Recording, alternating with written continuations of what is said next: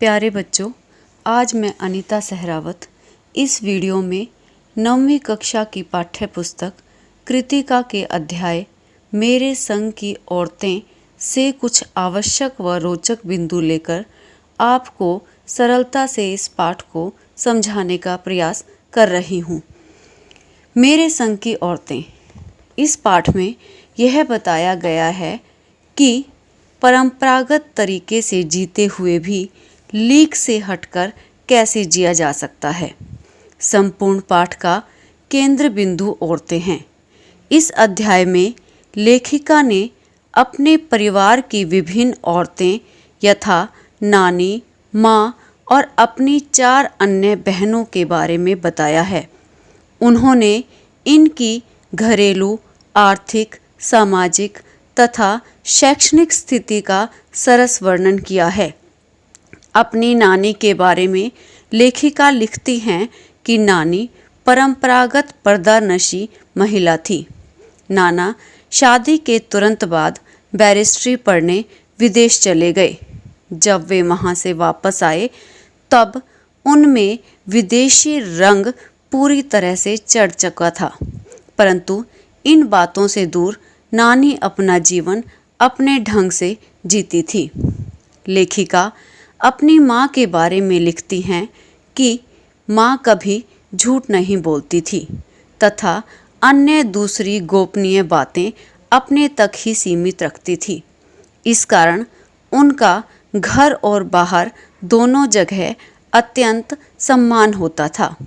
वे हमेशा लीक से हटकर कार्य करती थीं। वे अपने घर के अतिरिक्त सामानों का संग्रह नहीं करती थी, बल्कि उन्हें दान में दे दिया करती थी।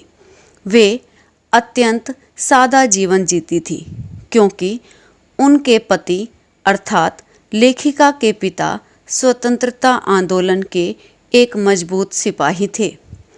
लेखिका की सबसे बड़ी बहन थी मंजुल।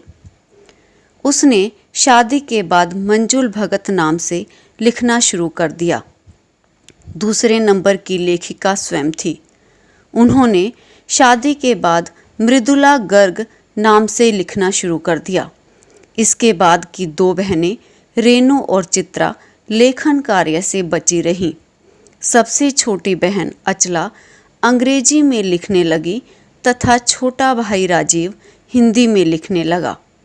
बहन चित्रा स्वयं कम, दूसरों को ज़्यादा पढ़ाती थी। उसके अपने अंक कम, किंतु उससे पढ़ने वालों के अंक अधिक आते थे। वह दृढ़ निश्चयी थी। विवाह के बाद लेखिका बिहार के डालमिया नगर जैसे पिछड़े स्थान पर रही, जहां सिनेमा देखते समय पति पत्नी अलग अलग बैठते थे। उन परिस्थितियों में उन्होंने मर्दों औरतों के एक साथ नाटक करने के लिए राजी कर लिया। उन्होंने कई नाटकों से अकाल राहत कोष के लिए धन एकत्रित किया। बाद में उन्होंने कर्नाटक में अंग्रेजी, कन्नड़, हिंदी सिखाने वाला स्कूल भी खोला। लेखिका सोचती थी कि शहर में अकेले मंजिल की ओर बढ़ते जाने का मजा ही कुछ और है।